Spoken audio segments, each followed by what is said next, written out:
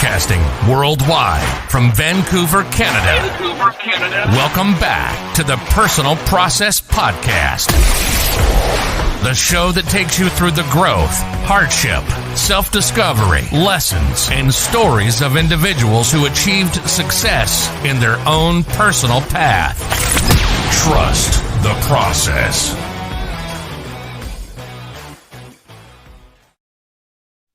Welcome back to another episode of the Personal Process Podcast. Why should you stay and not click away? Well, look at my man on the right. His name is Samer. We've been called cousins before because we kind of look similar. Probably not in the webcam format because I need an upgrade on my webcam. But, you know, Samer has actually done a lot at SFU, our same university. He was pretty much the past SFS president. He's done a lot of club stuff on campus. He's currently working as a project coordinator, and his current goal, as you know, in his life, is to get into dentistry. And you know, there's a lot of aspects of Samer that I think are going to be very beneficial to you, such as the social ability. This guy knows everyone on campus. He has been through like every single club. That's kind of like one of his pitches on when he was running for election to get into the Simon Fraser Student Society. So with that said, Samer, is there anything I missed? Is there any other introduction that you'd like to give before we get going? Thank you, sir. No, I think you nailed all the check boxes. I'm happy to kind of dive into it. But yeah, that SFU experience, man, you just got to make the most of it.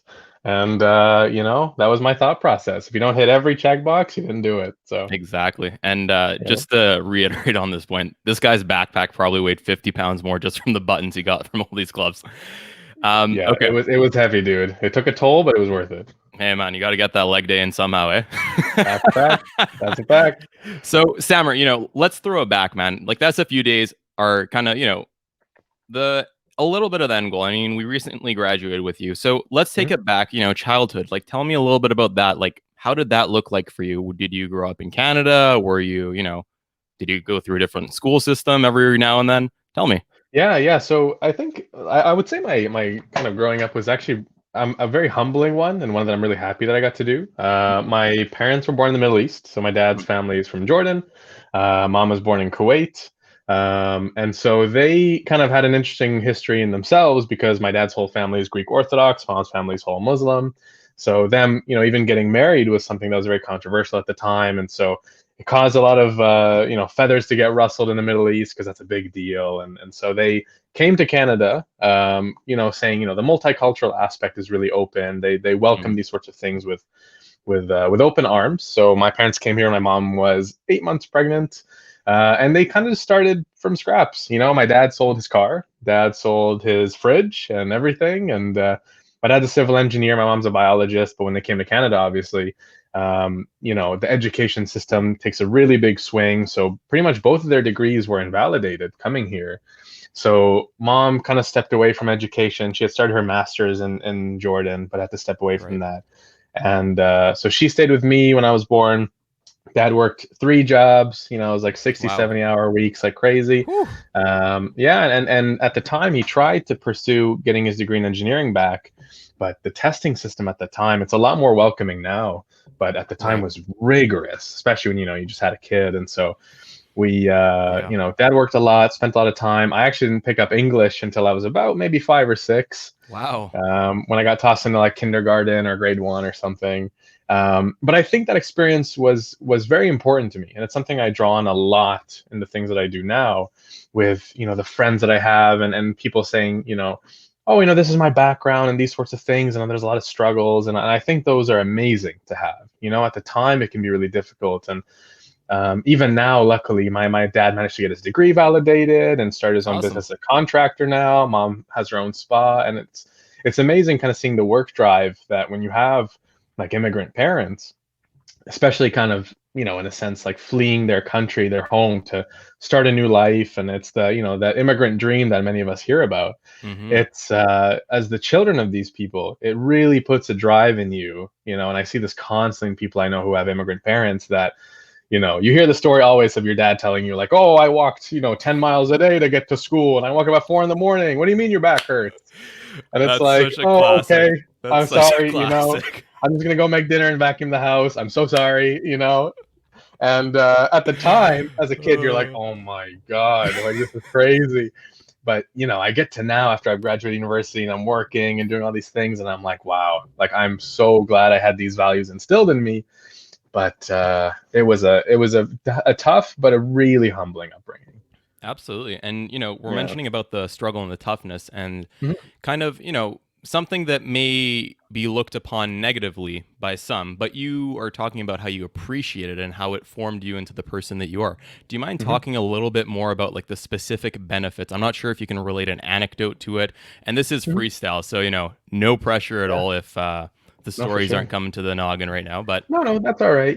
For me, it was, everyone kind of knows me as like, I love to be optimistic. I love to be positive about stuff. And it's something I really got from both my parents, who, were always there was always something happening, something tough, family member going through something, or work didn't quite work out as well. And as a kid, I was always kind of, in a way, like bracing for impact. I kind of just stayed there and I was like, oh, I hope this is the one that cracks my parents. I hope this isn't the one that really hits them hard and affects them. And constantly it was just positivity at home. They were like, oh, especially at the beginning, when they came to Canada, didn't have any furniture. They were staying in my aunt's basement, and it was tough. But no, hey, we're gonna go to the park. Hey, we'll do this. I remember being as a kid. There's one moment that like really sticks with me, and I think it was what's that? maybe my sixth birthday. And I Mm. remember they were like, oh, what do you want for your birthday? And I was like, oh, I remember, I swear to you, it was a Subway foot-long sandwich. I was Oh, like, man. oh my God, sweet onion chicken teriyaki to this day hits differently. But as a kid, I was just like, that's the thing I want, because for them, they were like, find the joys in anything, find things to look forward to, even if they're so small. And they constantly did that. And I think when my dad, one of his first jobs was delivering flowers. Right. And so every weekend I would go with him. We'd take the bus and the SkyTrain, then another bus, and go downtown. And, he would constantly reflect things in being like, hey, look at that guy. Like, what do you think is going through his mind right now? Or that couple walking over Mm. there, like, what do you think they're thinking about right now? Or, that person over there, like when they walked by this person and didn't say anything. Like, it was always kind of just, read the people around you, read what's going Right. on, and when you see someone who's less fortunate than we are, when you see someone who's more fortunate than we are, it doesn't matter. Everyone is dealing with something. Everyone's having a tough day, and just Wow. holding a door open for somebody, smiling at someone you've never met before.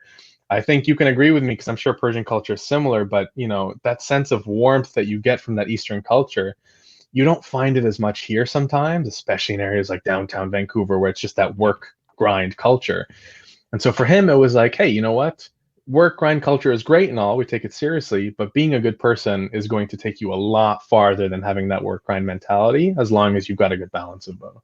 That's huge. And Sammer, let Yeah. me kind of dive a little bit deeper on this aspect for you. Hmm. First of Totally. all, I just want to say a huge shout out to your dad for teaching you this value because, Always. I completely agree. The empathy that you have, harnessed. I mean, a lot of your friends can probably see it, always smiley Sammer. Um, you That's know, plan.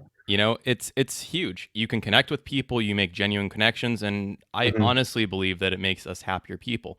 But let me ask you this, like, why do you think this is a benefit? What is it to you that this is such an important aspect of who you are now? Well, I think that's a great point, because for me, there were so many moments where I think it really came out in undergrad at SFU, where I Hmm. just, I wanted to do a little bit of everything. I wanted to get involved in everything. I wanted to, one of my, I wouldn't say like fears, one of those things I really didn't want to have happen was to finish at SFU. You get to graduation. Well, graduation this year, that's a funny one. But, Uh, I didn't want to get to that grad and be like, just a name on the list. hmm. Oh, who was that guy? I think I saw him in a class once. Oh, I think I don't know. Whatever. I wanted to be that guy. Oh, hey, I remember that guy. I remember him doing this or getting involved. And it wasn't, it's because you just want to make an impact. You want to have something that stands out. And so I tried to get involved and I tried to get a part of everything. And there are moments that you get there and you start, you're nearing the line of burnout. You're nearing Hmm. the line of just the fatigue. And constantly I would just think to myself, like, hey, if I was, I'll touch on it a little later, but when I got involved with like the Blood Organ Stem Cell Club at SFU, we were doing tons of blood donations and tons of stem cell registrants and stuff. And I was thinking to myself, like, oh my God, this week is exhausting, but think of the positive impact that comes from this. Mm. So it constantly became, reflecting back to what my dad always told me, which was, hey, like think about what's going to come out of this. Think of the good that comes from this. And so there were moments where, I always tried to make sure not to overdo it and get, exhausted. But just thinking to myself, like, think of the positives that can come from this. Think when you reflect back to this in a year and go, wow, hey, that positive attitude and that strong mindset really got me through a really dark time that I didn't think I was going to get through. And that made a world of difference for me. Absolutely, Sammer. And Mm-hmm. that's applicable to any aspect of your life, whether it's going through a struggle, a positive thing, a negative thing, a neutral thing. It's a glass half full, glass half empty. But realistically, if you view your life from a lens of positivity, not only will you have a lot more happiness for yourself, but I don't know if you'd agree with this. Let me know your thoughts. But I think when one is happy themselves, it kind of radiates outwards and it kind of pierces other people with it, right? Absolutely. Oh yeah, 100%. And it makes a big difference. And people feel that, just because, even if you don't say anything, sometimes people will walk by you and be like, oh, I felt like that Hmm. was a good positive spirit today. Anytime I worked, in the past, I worked at Starbucks, and when people walked in, even if somebody was having a tough day or was kind of being, rude or Mm. pessimistic, whatever, I was like, okay, like actually, this is almost like a challenge. Like, let me see if I can crack through this guy and be like, all right, let's see how far your pessimism goes when I start, trying to crack a joke. Or it became fun. It was like, because again, I always assume the worst but hope for the best. I was like, Huge. maybe this guy's just had the worst day of his life, gone through a loss or something.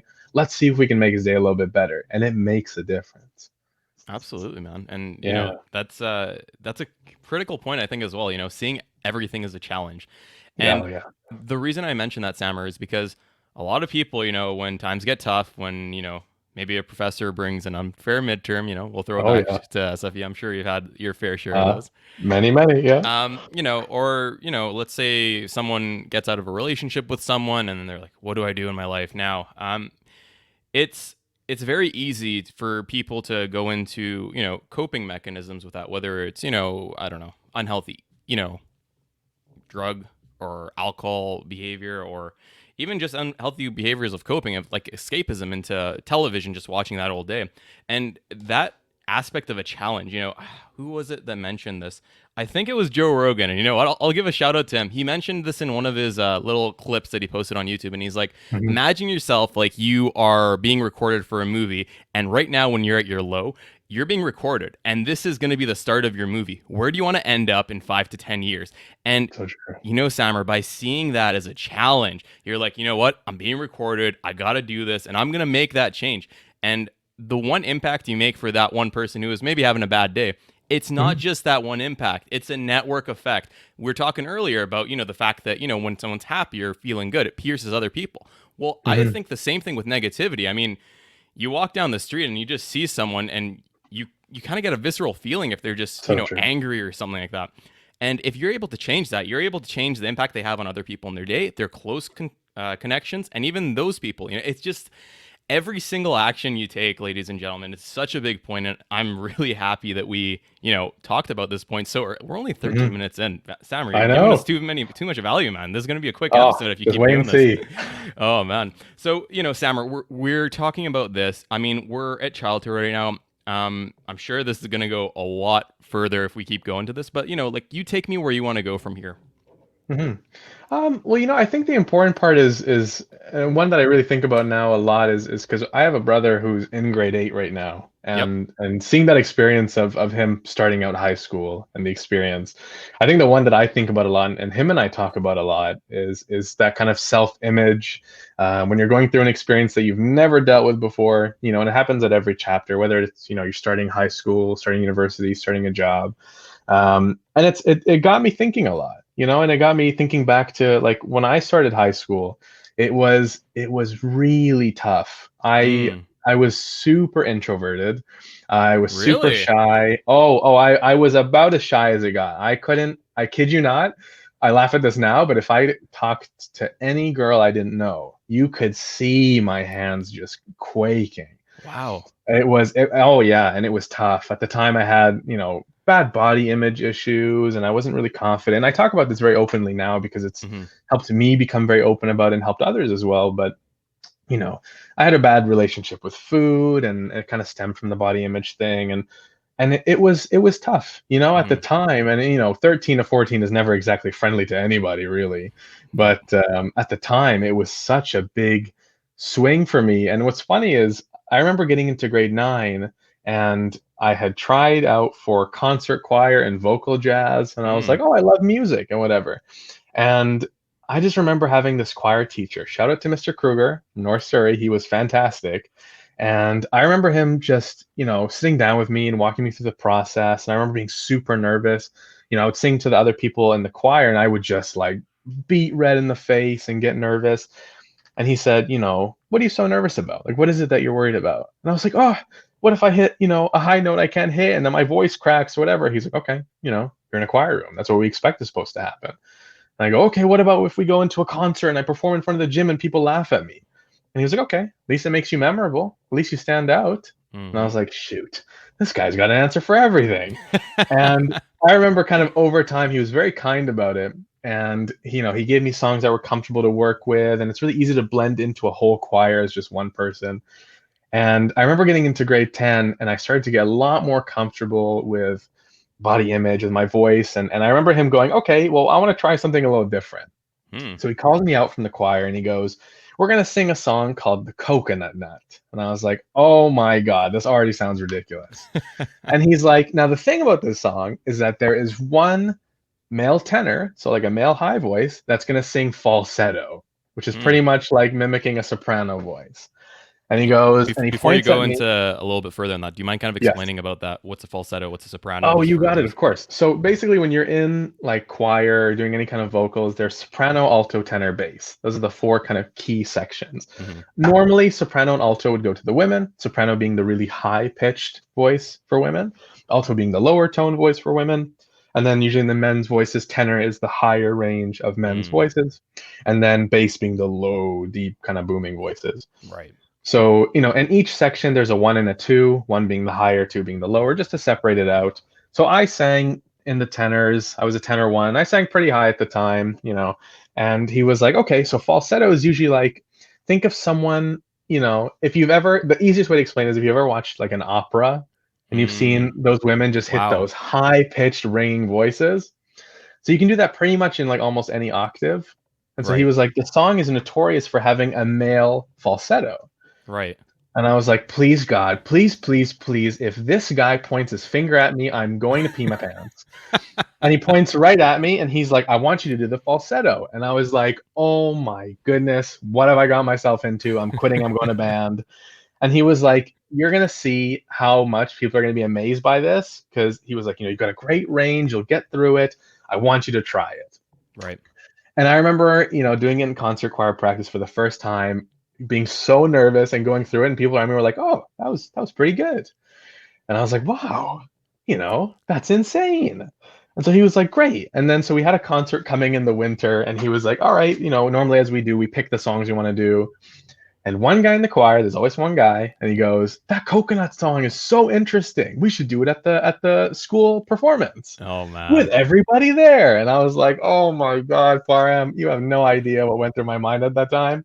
What were you But thinking? Tell I me. was like, at the time I was just thinking like, is it something I want to do? Should I ask them if I can switch with somebody else? When you're in those moments, and this applies anywhere, Mhm. and you're just so nervous, your first intuition is just, that fight or flight. I just want to blend into the shadows.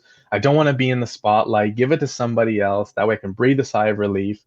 Right. But then I thought to myself, and I was like, I'm starting to get more comfortable. I'm starting to get more out there and talking to people. Why don't I just, say F it and just give it a shot? And I was like, you know what? Let's do it. All right. We have the concert. I do the song. And I just remember going in there being like, if they laugh, they laugh. It's almost like one of those gladiator things. If he dies, he dies. It's like, all right. And I went in there and I sang it as hard as I could go. And people came up to me after, and I was like, uh-oh, all right, let's hear what they have to say. And people were like, dude, that was insane. Like, wow.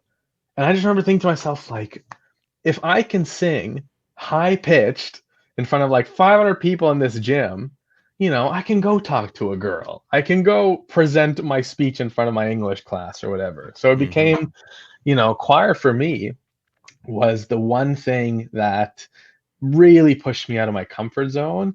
And I always recommend it to people. Get yourself out of your comfort zone. And it's one of those things, it's almost like that extreme shock that you get when people are trying to get over a fear, for Yep. example. It's like if someone has a fear of heights and they go through a clinic, what's that last thing they usually do? Is something crazy like bungee jumping. Hmm. Or, if someone's got a fear of spiders, the last thing they do at the end of their fear, they'll hold a tarantula. Oh my God. But it's that shock factor that gets you Yeah. out of it. Shock therapy. Yeah. And oh man, I preach it. It was one of the best things I ever did. But amazing experience, yeah, for Yeah. sure. Yeah, and Sammer, I mean, just want to give a huge shout out to, if I die, I die, because that's definitely what I was thinking of, when I was a kid on the Of high course. diving board. I'm just like, you know what? Yep. Yeah, if I die, I die. Let's go. Jumped Go out in and fashion. do Yep. it again. And just a recommendation to our viewers, do not belly flop off a high diving board. It Oh is no, not a good time. no.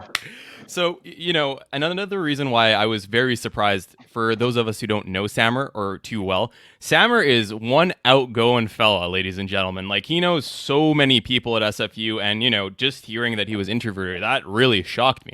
Because Mhm. if you meet him in university or later, you wouldn't even think of it. But that's the interesting thing about introversy and extroversy. Mhm. I want to get into, like, if you still get a little bit of energy from people when you're with them, or if you get energy when you're at home. But Sammer, before that, one interesting point that you mentioned is, get out of your comfort zone and kind of expose yourself. And Mhm. this is something that I value too greatly, because you know a lot of us think that, for example, public speaking is very scary. But I got this one message, and I can't remember the individual's name, but she's pretty much a professional speaker. And she said, a lot of people are scared of presenting in public. But just think about this. No one actually cares about you. They only care about themselves, or like the date that So they true. have in 5 minutes, or, the amazing burrito that they're going to eat. Shout out to Guadalupe and NBC, Maggie Benson Oh, Center in SFU. amazing. Visit it. Amazing. But, no one actually cares about you. And I was always decent at speeches, but once I heard that, I was never nervous anymore, because no one really cares about me or the way that I look or the way that I dress. They're coming in for a specific reason to listen to the information, get that, go away, maybe get entertained if you have, somewhat of a charismatic character like Sammer, and go on with their day. And with that said, Sammer, do you want to talk about this, or do you want to go right into the introversy and extroversy? No, I'm down to go into it, dude, for sure. Awesome. Yeah. So talk about that, man. Do you get energy when Mhm. you're with people, when you're not with people? How do you feel? I definitely get a lot of energy with people. Like, I'm one Mm, of the weird people. Like, I love public speaking. Like, it hmm. it I agree. it amps me up. Like, I love the energy being around people. I love, in a way, it's a great way to just kind of feel like so surrounded by people, and you're really able to, especially if it's an event or something where people are going out of their way to come and listen to this or see what's happening. You want to make it something that, you believe in, that you Right. stand by. And if I know it's definitely tough. Public speaking is not one of those things that I can just tell people like, just give it a shot. Like, no, it's tough for a lot of people. Hmm. But it's one of those things that, again, you got to go and do trial by fire a lot of the time. It's what's funny is, I remember I was thinking to what you were just saying about your experiences and hearing about that. And I remember thinking to myself, I watched this YouTube video Yep. of it was this comedian. I can't remember his name, but Yep. he had this same thing. He had a fear of like like speaking at a comedy show, whatever he was comfortable with, but he hated being in uncomfortable situations. Hmm. And he did this thing where he was like, I don't like being like socially awkward or things. So I'm just going to go and do the exact polar opposite. So he would do the most random and obscene things, like go and lie down in the middle of the sidewalk, or Wow. like stand at a window of a cafe with people inside. And obviously, this is a crazy extreme. I don't really recommend this if that's something you're kind of nervous about. But I remember him talking at the end, being like, that was hilarious. People felt very awkward and confused, but I felt so much better about the fact of, for example, people would be focusing way too much on what I'm doing, that they wouldn't really think about themselves much. And people are so worried about what is happening with them. Everybody in an audience, when you're speaking, is adjusting their shirt, is nervous if their glasses are straight, is my hair messy today. Hmm. They're not sitting there and psychoanalyzing, like, I wonder if the guy on stage is really as extroverted as he seems. And that was that thing I tried to think to myself about, is everyone here is so concerned with what's going on in their own lives and happening around them, that, you know what, if I just make it seem organic, people won't even really pay much attention, because half the time they don't really care that much. You have to think of it that way to really take off the spotlight, and it does work really well. Absolutely, and that's Mhm. huge. It's definitely like that. And I will share one story. I remember when I was going Yeah. out downtown, I'm just like, you know what? Let's put this into theory. And this is something that I legit did. Okay, I'm not making this Good. up. I was out with some friends at night, and we went on Granville Street. And for those of us who don't know, it's kind of just a nightlife district. And I literally just said, you know what? I want to do some push-ups. They closed off the section in Granville Street, and started doing push-ups. I kid you not. Within 3 minutes, there's like 5 guys coming around me, all doing push-ups. There's like a Oh my huge group of goodness. us people coming around and just watching, cheering. And then there's this one guy who comes up beside me, and like I'm like nearing like 30, 40 push-ups, maybe 50. Honestly, that time I was Oh fat. my Like, goodness. huge shout out to me at that time. That's probably not my Shout number out right all now. the time. But it's this guy comes in like right when I'm about to finish, like, and he starts like, "Oh, come on, bro, let's go, let's go." I'm like, "Oh my god, this guy Can't quit now. Oh my can't quit God. now." Oh, but my arms Nope, gave up, nope. so I had to. But Of course. it's just something that you would think I'd be crazy, and I think the Mhm. average person would think that this guy's super weird. If I did that, I'd be super weird. I'd be, oh my god, everyone Right. would make fun of me and all this. But when you do these kind of things, you're giving permission for people to have fun, to break out of totally. their super professionalism. Hello, my name is Park. How are you doing Of today? course. I'd love to have you on my show and all this. Mhm. But it lets people be themselves, like no filter, just have fun. And there's a lot of enjoyment. And another bonus, and I think this is something that you touched upon too, Sammer, Mhm. it just makes you feel at ease. And once you do this kind of thing, it leads to a development of self-efficacy, your belief in yourself to not only take tasks like that, but other tasks as well. So when your Mhm. boss or anyone like that says, "Hey, I need you to do this," and you're like, "Okay, well, I've never heard of that before or have done it, but Yeah. I'll give it a shot," rather than, "Okay, no, I can't do it. I'm super nervous." So I definitely recommend everyone to get out of their comfort zone. Man, that was such a good segment, Sammer. I'm not gonna lie, I completely forgot where we went from this, but I That's loved it. okay. No, you know what's funny, actually? There's one Tell me. other thing I love to mention, and it's one of the first videos I watched that really got me thinking about this stuff. It's an old YouTube video. You Mm, could just search up just a random assortment of words, you'll probably find it. But there's this video at a giant music festival. And I'm right. sure you've probably I already seen know it. it. Everyone's seen it. Yep. Everyone knows it somehow. It's popped up. And it's this big kind of grassy hill, and people are just kind of recording the show. Everyone's sitting down on the grass. No one's doing it. And it's a music festival. What do you usually do at a music festival? You dance. But everyone is so concerned with what's happening around them and what's happening near you.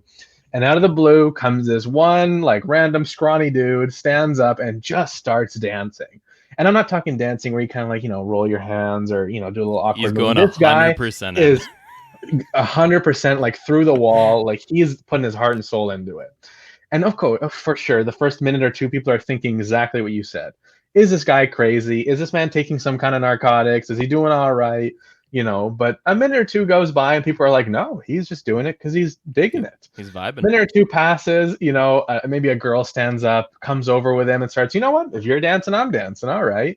And that group mentality that started to bubble up from it, when you see one guy doing it, nobody ever wants to be the first one to do Mm-hmm. it because you seem like the crazy one. But that's how trends start. You got Mm-hmm. to be a little crazy to get things moving, right? And so Absolutely. people start rolling. It's that it's just bubbling up, right? And so 2 more people come, 4 more people come. It's just doubling and doubling until Exponential. eventually, exactly, exponential growth, until eventually you become the crazy one for not going over and joining the dance circle, right? And so Absolutely. if you really want to get something out there, you want to get out and do something that you've, let's say, always wanted to do, you got to try it, because guaranteed nobody, maybe for a minute or two, people are staring going, oh my God, what is he doing? Then after a minute or two, people are thinking to Emphasis on themselves, maybe. maybe. You don't Because it even might not know even that. happen. Yep. So true. And people will watch this and be like, do I have the ability to go up there and do that? If you see 2 or 3 more people, go join. It's a great lesson. If you ever see somebody else doing something, maybe go and join them. It's one of those Absolutely. things that group mentality is what makes things so much better. That's why I love those group settings and things, Huge. because the more people that are out there doing things, the better, dude. Absolutely. And just to kind of bring it back to the word crazy, I'd like to hope Hmm. that I'm not crazy, but I would go for Well, unique. But one thing that I would like to say, I think crazy and the word weird are relative, right? Because let's talk mhm, about this specific example. You know, sure. I think if you looked at like the exact definition, you'd call it weird for that behavior that started it. But Mhm. after a while, once more and more people came, it was weird not to join in because everyone else was sitting Exactly. down when everyone came there. And, Yeah. this is the chance and ability for people to go out of their shell and start something new. And when they start something new, you become the guy that everyone talks about, like we are right now, rather than the Yep. person who joined in after. So, my question to you, ladies and gentlemen, is who do you want to be? The person who joined the guy or girl or whatever they identify as, or that person themselves, and that's why I really appreciate this story, Sammer, because you guys, I swear, if you guys all just break out of your comfort zone and go for it, you will be so much happier. You will be so much Mhm. more at ease. You'll realize that no one cares that, for example, I don't know, you didn't get a haircut in a week, Sure. Okay. and it's just easier. You get a lot more laid back. You stress about things that are a lot more important, uh, relatively speaking. But yeah, man, Mhm. that was a segment, and I still do not remember where we're at, Sammer. So you are taking the driving wheel, my man, and you're going forward. Sure. Let's do it. I know. So I know before we were talking about the whole introverted extroverted Right. aspect. That was the big thing that we were focusing on. And I think it's one of those things that people don't really realize has such a huge effect on everything they do. Mm-hmm. And I don't necessarily believe that, you know, I don't want the story to sound like, oh, I was introverted and life was going horribly, and then I became extroverted and life was great, Right. because Right. they're not necessarily relative to one another. Agreed. Um, but I really believe that, I think there's so many different aspects of your life, and I think that being able to be extroverted in the right ones is the one that's so important. Mm-hmm. Because when you have the ability to do that, again, I don't want to keep harping on that group aspect, but for example, we would be, let's say, at like a group, like a family event, and for us Middle Eastern folks, like those family events and dances and New Year's parties are no joke. You better It's like you better bring your hundreds of people 100%. piled up, all on top of each other, and the music's booming so loud. But your 90-year-old Uh, grandma's dancing, and it's amazing. But then you always, every now and then, I would go and I would see my cousins, and we're all naturally pretty extroverted. We love to dance. We're always the first ones on the dance floor, and there would be, let's say, one younger cousin or one person there who's not really comfortable. It's their first time being at one of these events, and we have the capacity to go up there and be extroverted and be fun. Why not, as we said, if you have the ability to be there for somebody and get them out of their comfort zone, at first they might push back and kick back and go, oh, no, no, you guys go without me. But constantly at every one of these events or parties, if we ever saw someone who felt awkward, felt like they didn't belong, it almost became, again, back to the idea of a challenge for us of, hey, why are we not bringing more people up here? Why are we not doing things like, some people be like, oh, it's so, awkward. Let's say sometimes their mom would pull the kid up and dance with them. And I remember one time there was a young kid, maybe 9 or 10, and his mom wanted to dance with him. And he was like, no, no, no. So I was like, okay. And I ran over and I grabbed my mom and I was like, all right, let's go dance. Let's kind of show him how it's done. And so we went up there, we were dancing, and people weren't looking as if it was awkward or weird. People were laughing, people were thinking it was fun, doing it mm-hmm. themselves. We were seeing guys in their 30s grab their moms in their 50s. And, again, Mm-hmm. for me, one of the biggest things I live by is, if you can do it, why are you not doing it? Like, if you have that capacity, if you have the ability, Mm-hmm. why aren't you doing it? There's Exactly.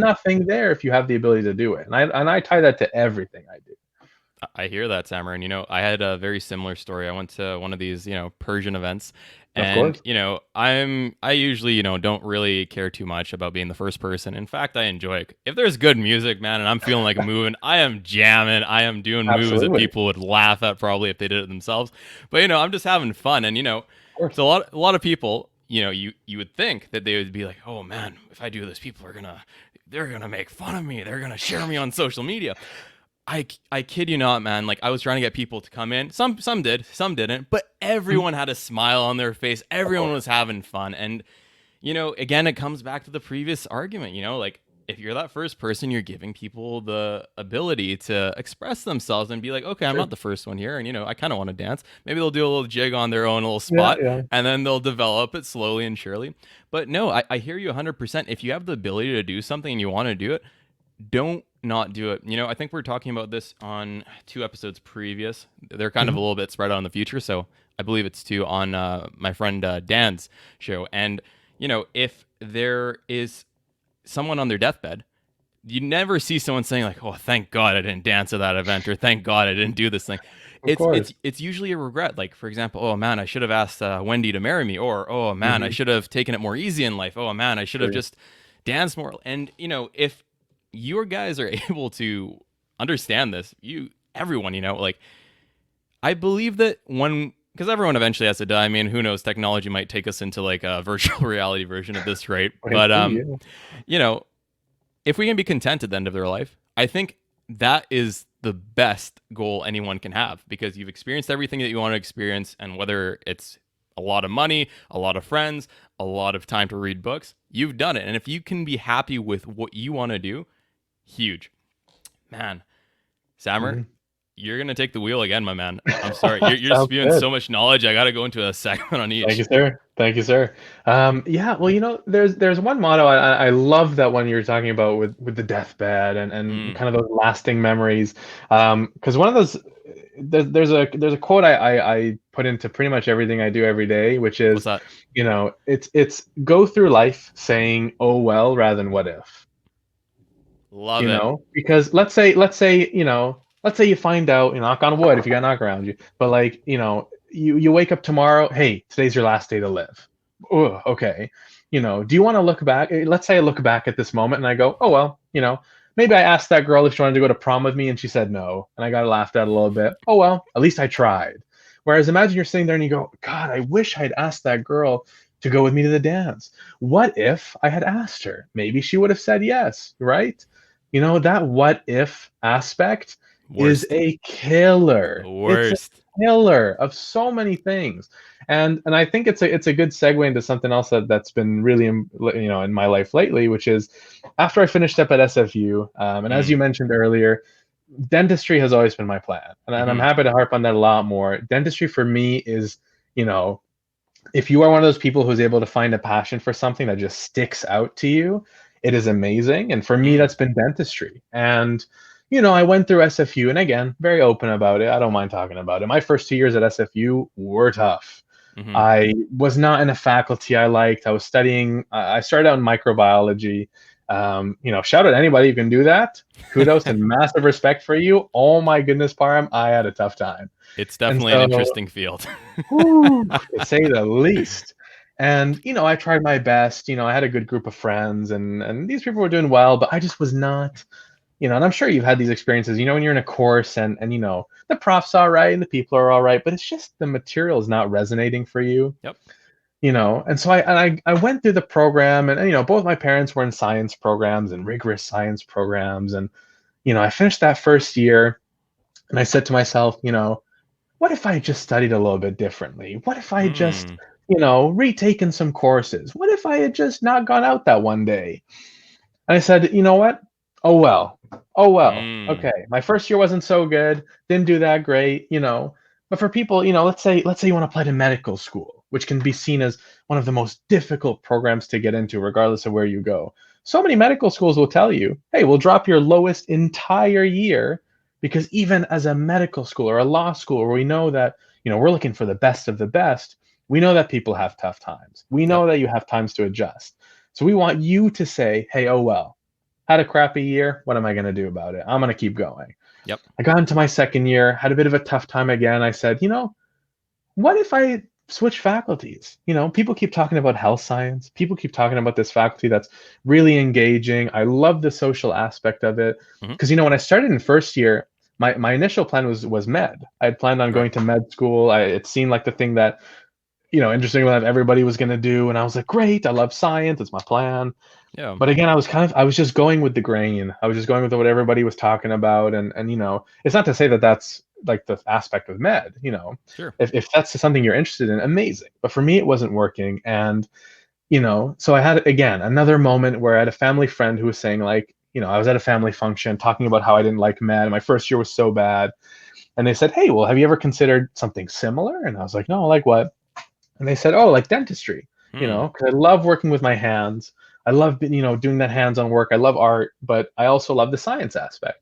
And they were Right. like, great, it's the perfect middle ground. And this family friend was a Yeah. dentist. They said, come check it out. Come like shadow with us for a day or two. See if you like the atmosphere and the ambiance. And I was like, what if I do it and I don't like it? What if I go and it's not that exciting? What if it and I was like, who cares? Who cares? Let me go give another thing a try. Let me go see what this is like. Yeah. Oh well, whatever. It doesn't go that great. Oh well, at least I know, right? Gave it a shot, called them up, and I was like, I'd love it if I could come in tomorrow. Great, sounds good. Gave it a shot. Loved the atmosphere. I loved the people. I love that hands-on nature. Dentistry to me is one of those things where the proof is in the pudding. Someone comes to you and says, hey, I have this thing and I want to get it dealt with right now. They're going to finish it as soon as they're done. They're going to open their teeth and be like, oh, okay, there's the proof. The work is right there. And I love that aspect of accountability. Right. And it just kept continuing and growing for me. I remember, there was a time, one of my friends, Marquisa, shout out Marquisa, amazing person. Shout out.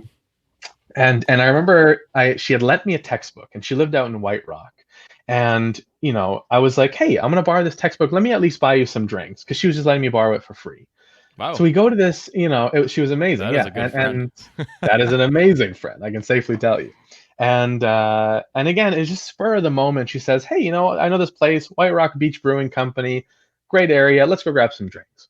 So things unfold. Guy at the front, super friendly. We check in with him, and he goes, okay, let me see your IDs. So we give him SFU ID. Conversation sparks about what we're studying, what we want to do in the future. And I was like, hey, I'm getting really interested in dentistry, but yeah, I'm not really sure yet. Don't really know about it. And he goes, wow, my wife's an orthodontist, and she owns her own clinic in West Vancouver. And he goes, would you ever be interested in like checking it out? And or no, sorry, the conversation came up because I was like, oh, how does she find the experience? I was like, maybe let's ask him about it. Maybe he could tell me a little bit more. Yeah. And so I ask and I dig into it, and eventually he goes, okay, well, I just said, you know what, screw it. Let me just see if I can maybe get something out of this. And so I was like, hey, well, do you know if she has any student volunteers? Would she ever be looking for anyone to go and shadow or help out? And he goes, no, we were just talking about that the other day. She doesn't have any students in the clinic. Do you ever want to go check it out? And I was like, wow, oh my God, how did this stem from, going to get drinks with a friend to this happening? Mm-hmm. So he goes, here's my card. Email me and I'll CC my wife if you like. And, think about it. Maybe you'll like it. And I sat there and I looked at the card and I was like, ding, ding, ding. What if I email them and they don't like me? What if I reach out and they don't get back and they ignore my email? Oh, that would be embarrassing. And again, oh, well, okay, you know what? Let me try. And they ignore my email. They ignored my email. At least we tried. Yep. Within the same day, she gets back to me and she goes, come in tomorrow. I'll show you what the office is like and what you think. And it was that, inviting atmosphere, inviting person, seeing someone who, so highly regarded in society and has all these opportunities and things to do, and opens their door and goes, hey, random second-year undergrad dude, come on in and get an experience and see if you like this. And, so I love the aspect of dentistry. I love the field, but it was the people I interacted with, of that ability of, hey, if you can help out someone and you have the capacity, oh, it made a world of difference. And that sticks with me till this day. That's huge. And, Sammer, we were talking on one of our previous episodes with honestly, I consider him someone that I looked up to when I was a kid. Mm-hmm. His name's Dre Baldwin. He's huge. And, he's a professional basketball player, professional speaker, four-time TED speaker. Huge shout out. Check out that episode if you haven't. But, he was mentioning that one day, luckily, he went to the cafeteria in his school and, he practiced every single day for like 4 hours on top of working like the night shift and going to school. And, he met this coach and he didn't even know it was a coach. The coach asked him, are you a basketball player? Like, what do you play? All this. How do you know I'm a basketball player? All this kind of jazz. That led him to get an offer to play at a state school. And, it's huge. And the one thing that he mentioned is you got to be ready for the opportunity. Life is 99% luck, even if it's that. Maybe it's a little bit less, but let's say that. You control that 1%. And that 1% that Dre controlled was the fact that he practiced. Because of his practice, he felt confident. and let's go back to earlier in our conversation, when you have a confidence or you have a happiness, these kind of emotions, if you genuinely feel it, it pierces other people and they can feel that. And obviously I wasn't there, but I think that's what happened that got the coach's attention, you know? So yeah, that was just something that really hit me when you spoke those words, Samar. And you were lucky enough to get that book for free, and then you invited that person out, which you didn't have to, but it happened. And you kind of questioned about, and that person didn't have to. Marquise, am I saying the right name? Marquisa. And they didn't have to do that, but they did, and they hooked you up, and you had that experience. And Samar, you're mentioning that this is very helpful for you. And let's even take it back. Like, if you didn't have that experience of like knowing what you wanted to do, or if you didn't even talk to the cousin or uncle. It was a cousin. Maybe you wouldn't have even been in the mindset. So like when the person was mentioning, orthodontist and all that, you're like, oh yeah, cool, sweet. Yeah, of course. And anyway, you would have gone elsewhere, but you were ready. You're at the right time, the right place, with the right attitude, and everything just clicked. So Samar, I want to know on a personal aspect, and I guess this is going to be a little bit unfluid, but I think this is a really great story that a lot of people would find value because it's less talked about too, I think. So I guess personally, why is dentistry something that really hit you? I'm not sure if this was before or after this experience. It's definitely one of those things that, I always had a lot of respect for. I mean, even as a kid, the healthcare field was one I knew I'd end up as, even if before anything. I think I was 10 or 11.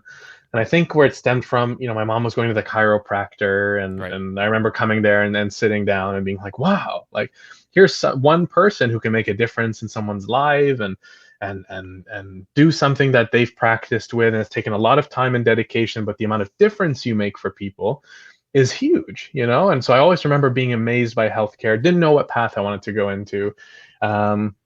And that's where it initially stemmed towards the idea of med, because it's to me, and I still believe this to this day, it's probably the field in healthcare that allows you to make the most difference, probably like per capita, if you want to say it that way. But yeah, it was just, as I kind of got older, my dad being a civil engineer, a lot of the work he did was with his hands. The house we live in now, my dad built himself, and I had a lot of and I had a lot of respect for people who could do that work with their hands and have the ability to be accountable for the things that they were putting up. Because for my dad, it was always like, if something went wrong in the house, there wasn't somebody to blame. It wasn't, oh, the carpenter or this guy. It was, oh, well, this is something I did. I'm going to have to fix this. I'm going to have to do this. And I always remember thinking to myself, like in the dental profession, it's all on you, Someone comes in and goes, hey, I need a crown or I need a filling. All right, this is all on me. I can't go and say, well, did you have a fall or is it, genetic? It's no, you know what? This is going to be something that I got to do. And, at the end of the day, you can, open your mouth and see it, and the work is right there. And I loved that aspect of the field, because no matter how outgoing you are, no matter how friendly you are, you can't let that be the only thing that carries you through what you're doing. And I found, in an odd way, as much as I love speaking and being extroverted and being involved with people, I loved the thought that was not going to be enough to let me succeed in this field. Because it was a challenge to me. It was like, hey, you know what? I can be super public speaking aficionado and whatnot, but I want something else. I want something hard. Because as a kid, I was not artistic at all. Like I remember, to this day, grade 7, got my report card back, A in math, B in English, A in whatever, C in arts and crafts. And I was like, what the heck? Like, I was like, this is terrible. But I always saw those things. Like I never liked running from things that were tough to me. I was always like, no, I really want to do well in this, Embrace the And I challenge. don't think it was about, yeah, man, like it's so important to try out those things that you're not that good at, And so dentistry became, I worked on my precision, I drew more. And I remember it was 2 years ago, I believe. It wasn't this last summer, but the summer before, I had to write my dental entrance exam. So like the dental version of the MCAT. And one of the biggest sections that people don't do very well on is the perception unit. And I And think what's you and that I have about? talked a bit about this offline, but it's pretty Hmm. much, it's got 6 sections and it's all visual, spatial. There's nothing to do with your public speaking, nothing to do with your memorization skills. It's all about the way that you see things. And Hmm. studying it was so obscene because I could study for organic chemistry, and eventually with enough practice and drawing, I'd get the routine. I could Yep. practice for my math and algebra, enough practice, and I'd get the routine.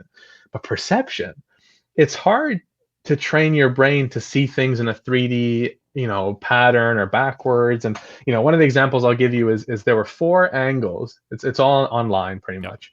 There would be 4 angles, kind of like spaced out differently in different sizes, and they would all be maybe 2 to 3 degrees apart from one another. 2 to 3 degrees. So it'd be like 21 degrees, 23 degrees, 26 degrees, 28 degrees. And they would say, okay, rank them from biggest to smallest. And I remember looking at that the first time I, started studying day one, and I was like, who on earth could study this? How on earth am I supposed to get through this? Are you kidding me? I remember getting all of them wrong at the beginning. Yeah. But that aspect of the challenge, that aspect of this is tough and people are constantly getting this wrong. And I told myself, I was like, I want this to be one of my best sections. How good would it feel if I just knocked out perception? Because my dentist that I volunteered with, she had told me, hey, when I became a dentist, she became a dentist here at UBC. Mhm. She said, I had to rewrite my exam because I did great on everything and then I bombed perception. I was Right. like, man, imagine I could do that. So again, that aspect of the challenging, going after that challenging thing. I got an app on my phone. There was something on the app store you could do perception. Yeah. Everywhere I went, I was on the bus leaving SFU trying perception questions. I was waiting for my dinner to heat up, doing perception questions on my phone. In the bathroom, do perception questions on my phone. Like that chance to just better yourself anywhere you got. It stems back to, hey, if you have the capacity, if you have the ability to do it, why not do it? And luckily exam went super well and I did really well in the perception section. And it's the idea of looking forward. Hey, imagine how good it's going to feel. Hey, these next 2-3 months of studying are probably going to be rigorous. I had to turn down a lot of plans and seeing people, but that outcome that I got at the end of it was incredibly worth it and so satisfying. Absolutely. And Sammer, just 2 things. First of all, Yeah. I'm not gonna let you be humble on this part. Sure. What was your percentile, my man? I know you got a high score. 95th percentile. Yeah. So it was all right. Yeah. It's just I It got a good wasn't bad. score. I got a It was good an all right score. day, I'd say. Yeah, he killed it. And this is a Thank you, percentile, dude. not a percentage. This is against everyone who wants to take the same exam. And as you can Mhm. imagine, the people that want to get into a professional school are of a higher caliber than the average university student in terms of studying. Sure. And, I want to kind of take it back to the fact that you were mentioning, you studied all the time and you put in all these hours and you looked at it as a Mhm. challenge. Now, the interesting thing that I've picked up, and I'm not sure if you can speak on it as well, is when we're doing these kind of things, it's fun, right? Yeah. And a lot of people think that if you have a big challenge, such as getting a good score on the data or the perception section of it or anything in life, these challenges are going to drain you. But in my experiences, they fill you up, and Sure. not even fill you up. They it depends on where you are in life, but I think they give you Mhm. a sense of purpose, and you get your shoulders back a little bit more. You get a little bit Mhm. more confident. Like, can you speak on this a little bit? Well, totally. I think for me, it became, it's that super cliche of aim for the moon or shoot for the moon, you miss, you land among the stars. You hear it all the time, but people don't spend enough time actually thinking about what it means. Hmm. When And I what does it took the mean? exam, well, for me, the biggest thing I took away from it is, and I'll apply it to when I started studying for the exam. I looked on forums online, I joined Facebook groups and heard from friends who wrote the exam. And Classic. constantly the mentality was, hey, prepare to do your best. Don't be surprised if you have to rewrite it. Don't be surprised if it doesn't go that well. But, I'd hear from a couple of friends, shout out our mutual friend Iman, for example, who's currently at UBC Med, amazing, someone I look up to in a lot of ways, who was like, hey, you have the capacity to kill it on the first attempt. Why should you rewrite it? And I was like, oh man, like no one's been telling me this yet. And so, the mindset for me was, I don't want to do just good enough. I don't want to do just enough that I scrape by. What if I just really go in, hoping that I just smash this exam out of the park, For example, someone's got to get 100th percentile. It's got to happen to somebody. Why couldn't it be me? And I Hmm. think that's the mindset that a lot of people forget. And it's not to say like, hey, you have to be the best. Like my Right. brother right now in grade 8 is taking like math, for example. And constantly the thing I tell him, and it apparently from what I've heard from him helped is, he always felt a lot of pressure because our parents are pretty strict and they've got high expectations. Yep. And so my dad would always be like, aim to be the best in the class, aim to be the best, who scores the highest. And I remember him coming home from his first math test, a couple of months ago and just being like tired and kind of not enjoying the process as we were saying. And I said, hey, you know what? I think you're doing this wrong. And I said, why don't Yep. you shift it from aiming to be the best in the class to aiming to be the best that you can do, regardless of everyone else around you. And he said, what do you mean? I said, someone in the class might do better than you. Why should that affect you? Someone might do worse than you. Why should that affect you? So I would say to myself, and I would tell him, if you can walk out of an exam, could you safely say, I don't even know what the mark's going to be. I know I did my best. Huge. So if you come home and you bring, whatever, bring home a 70, in our culture, it's, oh my God, a 70. It's that academic excellence that we strive for.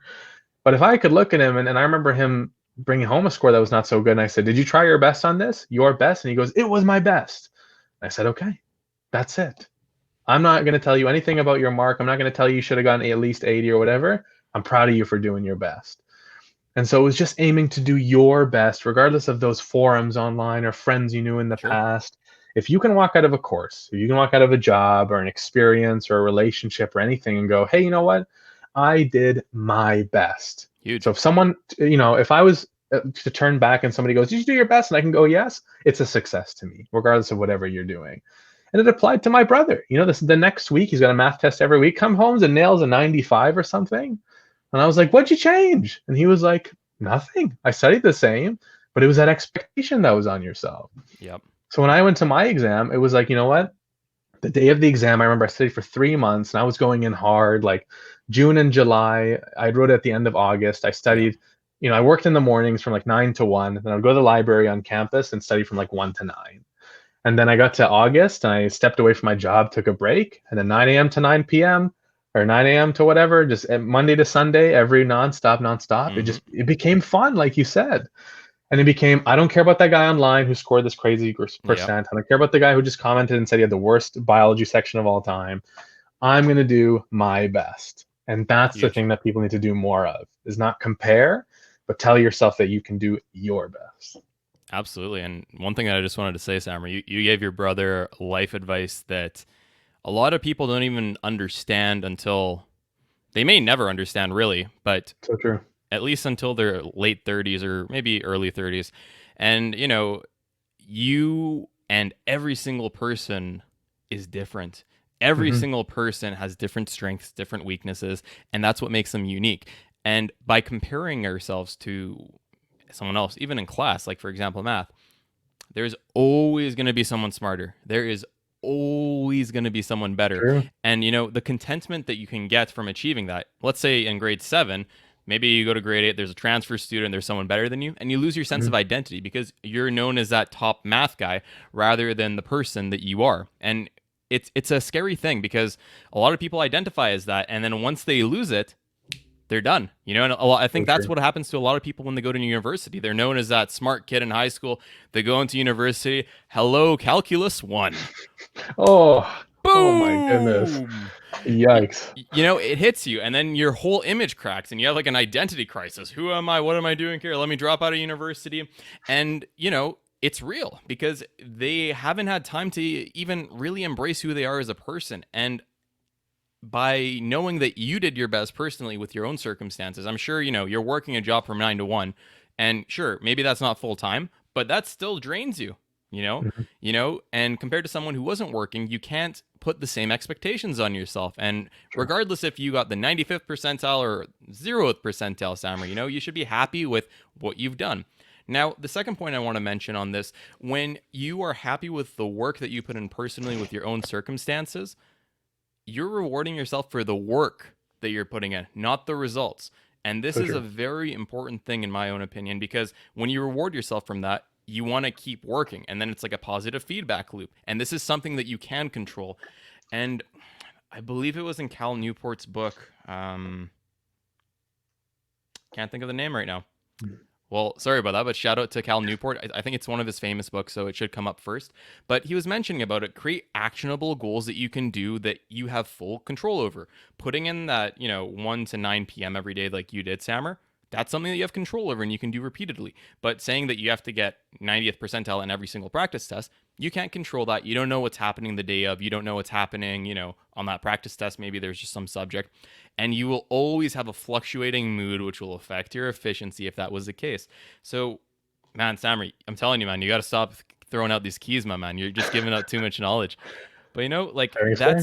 that's a huge point, Sammer, and something that I really appreciated that you just gave, because we're just going through so many different directions right now. Mhm. So, I'm not sure. Is there something else you want to talk about the process of this, or do you want to get into kind of like what happened? Because we had an interesting summer. Yeah, no, I don't mind. We can go into kind of what happened. I'm happy Sure. to dive into that Go ahead. aspect. Well, I think I'm happy to talk about more kind of where we're at now, because that's been pretty chaotic. So as I was kind of saying, and again, it's important not to compare and whatnot, but those first 2 years at SFU, when I say they were tough, they were tough. Grades were not good. And so, when I was finishing towards the end of my undergrad, I was trying to say, okay, where am I going to apply for university? Dentistry is the plan. Where am I going to go? And I started looking at Canadian schools. Each school or each province, for the most part, prefers students from its own province, because it becomes kind of like an input of labor. What are they going to get as the output? And so usually if a student comes from a different province, the expectation is, okay, you finish your school there and you're going to go back. What are they going to get from the province? Probably not much. So I looked at UBC, the only dental school in BC, and the grade cutoffs were super high. It was super competitive. And unfortunately, at the time, like, my grades were not at the average for admission. And I remember going to one of the open houses that they had, and I spoke to one of the folks there, and I said, "Hey, here are my stats. Here's my numbers. Volunteering. What do you think my shots of having a competitive application?" And then the lady there was brutally honest, and sometimes that can be nice, but this one was not so nice. And she was like, if you wanted to have a really strong application, I'd probably recommend you redo your entire first year of undergrad. Wow. And I was like, oof, that's a hard one to hear. Yep. And, I started to think to myself, undergrad or dentistry at UBC is already incredibly expensive. Unfortunately, if folks don't know, the most expensive doctorate almost in anywhere you go is dentistry by quite a lot. Yeah. I do, sadly. So if you go to UBC for a domestic dentistry, you're paying for your degree $240,000 as a local BC resident. Every person that you know from BC who's going to UBC dentistry will be paying $240,000 just for their schooling. Wow, it's insane. Compared to, I'm sure you maybe might know, UBC Med. What is the cost for the 4 years there? I think, honestly, I'm just throwing out numbers. I think it's no problem. 10 to 20 grand a year.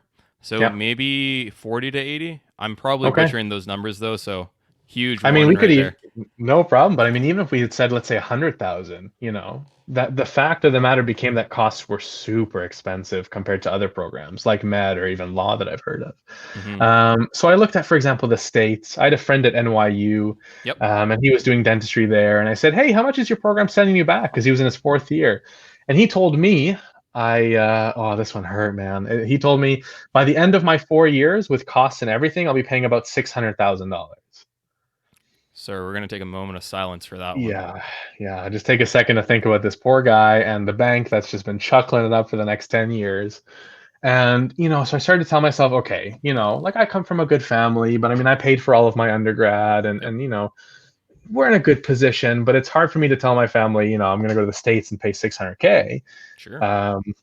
So I started looking at, I told myself, what if I just went really abroad? I had a cousin who was in Australia. He was doing med, loved the program, and was just making the most of it. He had just come back and found residency here and was just in an amazing spot. And I spoke with him and he said, yeah, well, Australia is a great place because, for example, for those that don't know, if you do dentistry, there are only 3 countries you can go to that are partnered with Canada. So if one of us were to go there to do schooling or vice versa, the moment you finish your education, you are ready to start practicing. And unlike med, where you have to do a year or 2 of practicum, with dentistry, once you finish your degree, you are fully licensed, no practicum required. And those three countries being New Zealand, Ireland, and Australia. The States is not one of them. So if a Canadian or vice versa goes to the States, you would not be able to come back here and start practicing right away. You'd have to go through a lot more exams and licensing and all that stuff. So I said, here we are again. What if I went abroad? Like, what if I went to a different country? And I said, that's got to be crazy. I've lived in BC my whole life. I've never left. But what if? Like, what if I just give it a shot? And so, I said, what, let's look into it. Let's look online. Turns out the application is free for Canadians. Companies, private companies will do your application to go abroad. And because obviously international students will pay more than domestic students to go to Australia, these third-party kind of agents would be paid by the school if they get a Canadian accepted. And so these companies would say, like, hey, send us your paperwork, send us your exam scores. So I reached out to this company, Oztrek, and they've been amazing. And they said, let's look at your scores. And the lady, I was kind of expecting her to be like, oh man, like going abroad, it must be crazy. I probably have no shot, but oh well, let's give it a shot. And she goes, you've actually got a really competitive application. And I go, wow, like I haven't heard that one in a while. And so I said, you know what, let's pursue it. I talked to family because surprisingly, the fees there were about the same as going here domestically to UBC. The costs were pretty identical. It was quite shocking to me. And again, as we were saying earlier, I love being out of my comfort zone. I love trying something new.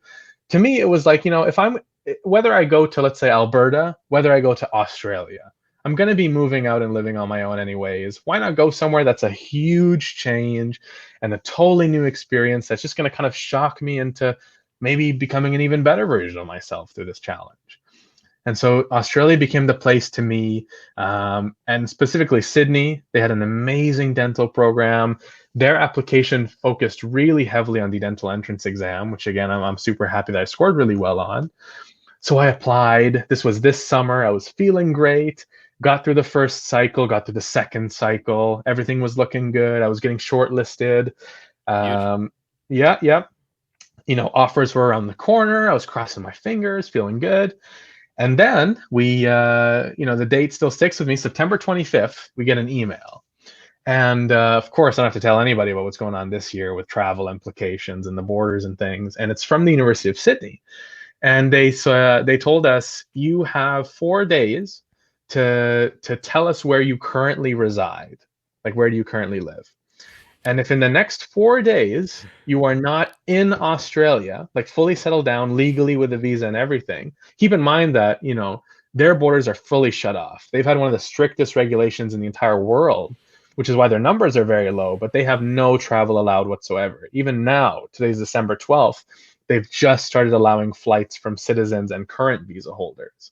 Right. So I tell myself, oh my God, 4 days. I go to my dad and I was like, am I going to be able to get to Australia in 4 days? And he was like, I'll book you something. And, we went and we looked online, nothing. No, there was no loophole. Yep. So I said, oh, I'm in Canada, and they said, well, sorry. Like, they basically said, we can either freeze your application for next year, or you can, we'll refund you your fee that you paid and you can be on your merry way. So it was, not news we expected. It was a big shock, but. And this is pretty much when you got accepted and they're sending this email, right? True. We were at the final wave, ready for things to kind of start rolling. Yeah. And Samer, like when they mention this, like, tell me what's going through your head, man. Because, we're talking about goals. We're talking about goal setting. You grinded for this, the perception, you came through with it. You got 95th percentile.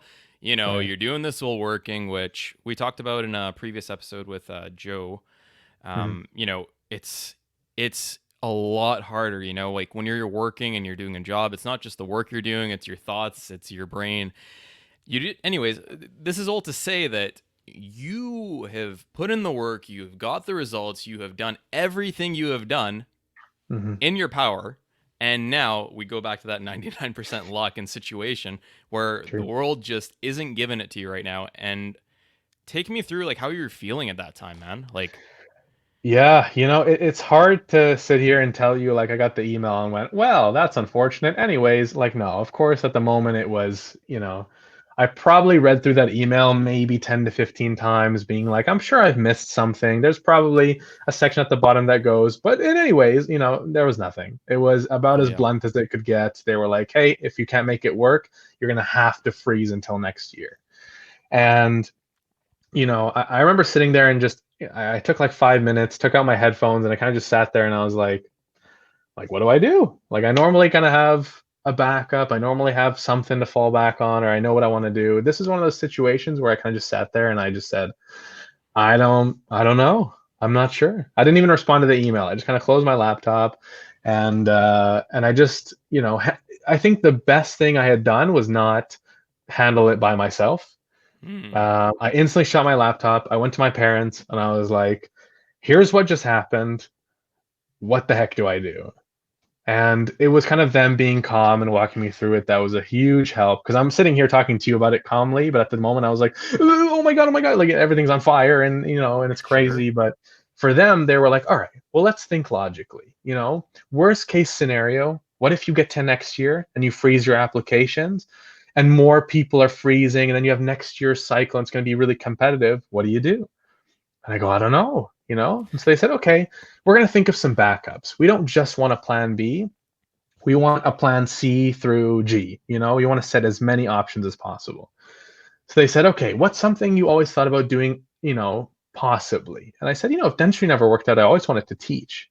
Like, becoming a professor to me has always been something in the back of my mind I loved, but never really thought that much about it. They were like, okay, what's the next step we do with that? So instantly it became not about, like it just became, all right, we're in this moment, it's happened. What now? What do we do? So it became, okay, if I want to go into a professor, I'm going to need a master's next. They said, great. The next week, they said, okay, go upstairs, tell them you're going to freeze your application. We'll wait till next year. Because they asked me, they were like, is it still something that you want? And that's something you got to remember sometimes. Is it still something that I want to do, is to wait till next year? And I said, totally.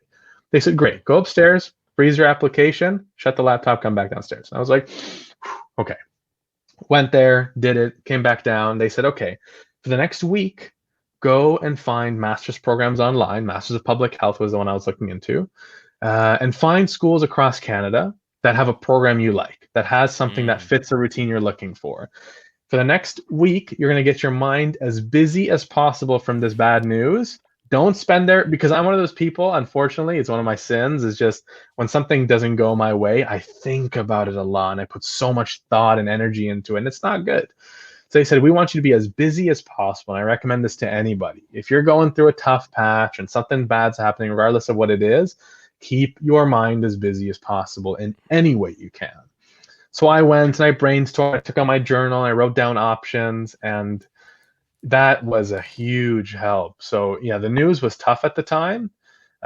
Even till now, there's moments where I'm like, wow, I can't believe that happened. But, it is what it is, day by day, you got to keep going with it. Absolutely, Sammer. And I guess I'd just like to throw out the shout out to the personal process that you're going through right now, because So true. I think especially in our generation, Sammer, a lot of people are just, fronting success on their Instagram, on their social media, just even in daily conversations. And it's hard, like, especially when you've literally put in as much input as you can. And the output machine, man, is just, it's just, it's a work in progress for now, Oh, yeah. But the thing I wanted to mention is, like, when you started university, I think we talked about this briefly, this process that you went through in summer. You started university and you were like, I want to go medicine. And then, things didn't work out and you took that in a positive direction. You loved the struggle and Sure. you went into talking to your uncle or your cousin, sorry, your cousin. And then, that happened. You talked to the orthodontist, that happened. Now you go to here. And, it's hard to say, but maybe the long-term goal wasn't the one that you wanted to do, but the short-term goals still have a path to lead you into your future. And maybe if that didn't happen, you wouldn't be where you are now, which will lead you to, I don't know, let's say world-class researcher or professor, or who knows where it goes from there, right? Public speaker, who knows? But I guess what I'm trying to say to you and everyone listening is, the ups and downs of life, especially in situations where you've done absolutely everything, which you should be content about, Sammer, because 95th percentile is no joke. Ultimately just, who was it? Was it from Muhammad Ali that they were saying roll with the punches? It's probably from someone else. Was it? Okay, sweet. I think so. Yeah. My brain's working 10% at least. You got it. Don't worry. But like roll with the punches and just keep going. What next? What next? What next? What now? Mhm. Those are very important things. And I don't know if you can speak to this, but me and Sammer have both actually run for election. We've both lost on some elections. We've both won on some elections. And, when you're running even for a student election, believe it or not, it can get very dirty and very personal. We won't get into all of that, but I think the one thing that I wanted to mention from this is, when these things happen, you literally have to keep your cool and keep rolling. There's a lot of people that, can't handle it. But I Mhm. don't know if you were mentioning this specifically, but Sammer, like literally, like there'd be people that I was working with, sometimes I had a political team that I was leading, and literally people would come in like, oh, this person's doing this. What do we do? I'm like, okay, sweet, got that information. What next? What next? And keep planning, Sure. keep planning, keep going. And that's just a small scale version of, I think, life. And, I failed, I don't know if it was one or two elections. I think one. So, and I'll tell you what, Sammer, I don't know if you can speak to this, but that one failure for me was the most pivotal thing in that whole career, because they say that in, victory, you celebrate, you go out, you bring your friends. Yeah, yeah, yeah. But, when you fail, you have a chance to reflect and you think about the actions that you've done. You think about what you've done. You think about the actions people have done for you. And you kind of sit down with your feelings, your emotions. And once you're at a place where you can reflect on it, because obviously if there's a very big impact thing, you do want to take some time to just rest or maybe keep your mind occupied. But once you have that time to reflect, you realize who you are as a person. You realize the attributes that you bring. And honestly, Sammer, like that was one of the biggest things that I took away from it. And I was messaging you earlier, like right when I heard the news. I'm like, listen, man, like I know this is tough, and obviously I can't imagine what it's like you're going through because I haven't gone through that experience. But you've done everything you can, and the output machine is literally malfunctioning. So just roll with the punches and keep going forward. Like, I mean, what's been your take on this after? Because this has happened about 2 to 3 months ago, probably even more. So, like, how are you dealing with Yeah. it now? Yeah. Well, it's been about September, October. Yeah, about 3-ish months or so. Definitely dealing with it a lot better, because I think the important thing to remember is, as I'm sitting here and talking about this, I've had a chance in these last 3 months to talk to a lot of people. Mm-hmm. And so many people I've heard from have shared stories similar to this in so many different ways. Right. Even one crazy thing is something that really kind of changed my perspective is I was talking to this guy I met online named Quinn, and Quinn. lives out in Alberta, and I don't know him very much. We had just gotten connected because we were both applying to Australia this cycle, and we joined a Facebook group together and started chatting. Yeah. And Quinn is, I believe, 4 years older than me, finished a degree in engineering from University of Alberta a couple of years ago, which has Interesting nothing to path. do with dentistry, I Yeah. know, Interesting path. and worked for 4 years, did his Eng and got everything finished up, finished 4 years and said, you know what, this isn't something that's for me. I want to try dentistry, which kudos to that mindset. Yeah. Took a couple of bio courses, took a couple of, intro undergrad courses just to get his prereqs out of the way, applied to Australia. And the thing with Australia's system is here in Canada, you can't jump into a program like med or dentistry without some portion of an undergrad degree, at Sure. least 90 credits, 3 years worth. Sure. In Australia, students there can actually finish high school and jump into a 5-year program for med Right. or dentistry right away. But you can also apply to those 5-year programs from, like, let's say finishing an undergrad here. So I had only applied to the doctorate, the 4-year ones. Sure. The doctorate programs there and the undergrad programs there are technically the same. They just take longer, but you get the same licensing. Right. So he had applied to a school called James Cook University, which is a 5-year program. And they were still taking applicants to do online schooling for this cycle. Sydney had told us later on, we didn't actually know this, but they had told us they don't want to do any of the program online, which is why they gave us this kind of like brutal news. But Quinn had applied to James Cook, gotten an offer, this is about a month before we got the news because they sent theirs out earlier, told himself, you know what, I'm going to wait till Sydney, because Quinn had scored, I believe, in like the 99th percentile of the exam, did phenomenal. And he was like, you know what, Sydney focuses a lot on the exam. I'm going to wait. I feel like this is for me. Sure. Turned down his offer to James Cook. Wow. Waited till Sydney, got the news, And, him and I were having an offline conversation, and I was like, this must have been a lot to take in, because for me, it was like, it wasn't like I turned down plan A for plan B. Like, it was just, this is what I hoped for, didn't work out, on to the next thing. Still tough. But to hear from someone else like, hey, I had an offer right there, turned it down, waited for this path didn't work. So it's a pretty similar story, but seeing someone who had it a little tougher than me, and was still like, hey, you know what? I froze my application. I've still got a job working in the engineering field. I'll keep it going because at least it's paying me now. On to bigger and better things. We'll see what next year has in store. I was like, wow. Wow. Even though I'm not speaking to you in person, it's just on Messenger. Like, I love that mindset. So it's like, hey, here's someone who's got a little bit tougher than me and is kind of just, rolling with the punches, taking the news as it comes, even though it's tougher than mine. And is unbothered, unaffected, is going on with it, which I love to see.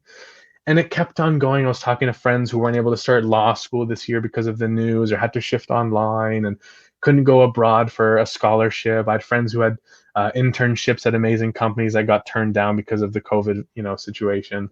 Right. So I'm seeing all these friends around me, friends who are losing their jobs, friends who are, unfortunately losing loved ones, and all these really tough situations. And I'm going to myself, I've gotten a good income with my work. I'm living at home with my family. There are things that are still moving in place that I'm still super fortunate for. And especially now, looking back at it, I'm like, yeah, the news was tough at the time, and it still is tough. But it's what you make of it. 20 years from now, when hopefully, we're a dentist or whatever the aspect is, and someone comes up to you and goes, you know, why have you stuck with this for so long? How is this something that's been worth it? You go, let me tell you. Oh my God, let me tell you. And you can look back at that moment and be like, I went through a chaotic year that pretty much nobody's ever gone through. And I knew that even after coming out of that I dealt with all this stuff and said, you know what, even through all this nonsense and things that have happened, I knew it was the path for me, and it just made the journey that much better. Absolutely. And that's a huge point. 2 points that I want to quickly touch up on is, like you mentioned, there's a lot of people going through this or something similar. And, just by having these stories, and that's kind of like why I made this podcast and all this, because people don't get to talk about this too often. And, like me and you are pretty open people, Sammer, but for, dare I say it, probably 80% of people, they don't share this depth of their life with people. And by having a podcast like this, where people like you and others are able to open up about this and tell us about the process, it could potentially save someone's life, or at least a couple of years, or at least their path forward in a safe and responsible way, rather than going into negative coping mechanisms. So first of all, thank you for sharing this experience, because I know it's hard. And the second part that I wanted to touch upon, Sammer, is, like, this one event may change your life, even in a positive direction. And the reason that I mention that is, this one event happened, you shared this experience, and who knows what the ramifications of this are. Maybe there is one person who watches this podcast and reaches out to you and says, hey man, like something happened similar to me. You get talking, and then who knows, maybe that starts a business. Maybe that starts a friendship, maybe XYZ. But, like, the thing is, like, no one has an answer to the future. No one knows what's going on in the future. And in investing, that's kind of the saying. It's like, you can't predict the market. And as someone who literally started investing in February, and for those that don't know, like, I think it was 2 weeks before that I started investing that the market just plunged. You literally do not know what happens in the market, and you don't know what happens in life. And any negative can be framed as a positive, and you should, because ultimately, regardless of what cards you're given, the way that you play them is up to you 100%. And you really don't know if it's an actual positive or negative, so you might as well give yourself the benefit of the doubt and go forward with that. Man, that's value right there, ladies and gentlemen. I feel like we're just talking about a lot of things in life. I mean, Sammer, like, where do you want to take this next, man? I'm loving all this. I don't know. It's one of those things that lately, these past couple of months, it's just been a real, I feel like I'm just starting something new with myself and just how I'm seeing my life and things around me. Well, for example, like one thing that's happened is the last 2 months or so, when I started applying to masters and stuff, and it really touches on what you just said, about just kind of making the most and how things totally happen. I really believe, everything happens for a reason. I'm a strong believer in that. So when I was applying to some master's program, as one does, you need references. And so I reached out to some profs and I said, hey, applying to some Masters of Public Health programs, MPH programs, and I'd love to have you as a reference. And one professor I was super close with, again, it's that aspect of luck and making the most of it. And I told him, hey, I was thinking of applying to SFU's program, and he said, hey, just an option. If you're ever curious, feel free to give me a call, and I'd be happy to give you some advice because SFU's Masters of Public Health program is a great program, but he's like, since you did your undergrad there, you might find value in other schools and exploring. If you'd ever shoot me a call. And I was like, you know what? Wow. Here we go again. What if I give this guy a call? What am I going to get out of this? I was like, maybe I can just be like, it's okay. Don't worry about it. But then what if I miss out on something potentially useful? And I said, you know what?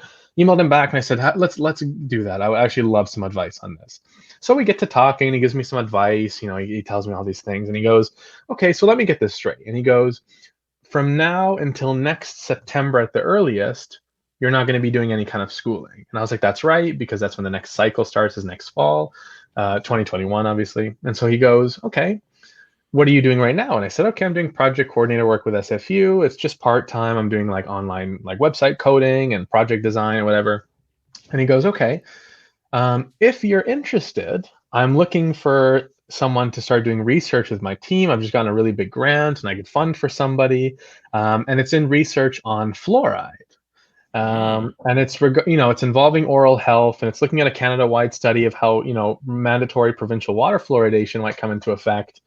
Would you ever be interested in doing that? We can have you on board doing part-time work. You can keep both jobs. I said, you know what? This is a big offer. I'm really humble. Let me think about this. Mm-hmm. So I took some time and I stepped away again, talked to parents, talked to some close friends, and I thought to myself, I'm on a good trek now. I'm doing stuff and my work is good. Pay is good. Hours are flexible, but I'm working from home. I've got the capacity. I'm nowhere near burnout by any extent. I've got lots of time. And I think to myself, what if this was something that was meant to happen? What if this research and this project with this prof was something that was lined up for me? Maybe this is something that, how crazy is it that I have a prof just reach out and be like, hey, here's an offer for a research related to dentistry that you might find interesting, and I'm handing it to you. Yeah. So I called him back the same day. And I was like, I thought about it. He's like, well, it's been half an hour. And I was like, yeah, that's all I needed. I'll take the job. And I was like, that's amazing. And it really got me thinking about how, all these things at the time when I got the news about Sydney and not being able to go abroad, I was like, how am I supposed to get something positive out of this? How am I supposed to turn, I'm usually able to flip anything into optimism. What the heck do I do with this? Yeah. And coming at it now where, here's a great job opportunity and, I've been able to take care of my health. I've been going to the gym 7 days a week and focusing on my wellness and stuff. Thank you, sir. It's back to that mindset of, if you can, why not? Yep. If you have the capacity and you're interested and you want to try something, why not do it? Sure. And so it's really changed my perspective on everything I do. And it's in fact actually made me more positive, being like, here was this huge news that came that turned down amazing school plans I had to go abroad, and we're still able to move forward and find something positive out of it, Yeah. And, that's kind of what we were mentioning earlier is, see the good in it and everything. And I think this is an amazing anecdote to share that, the research that we're talking about right now is fluoride. Now, fluoride, I believe it's in tap water in Ontario. At least it was on a news article that I read 10 years back.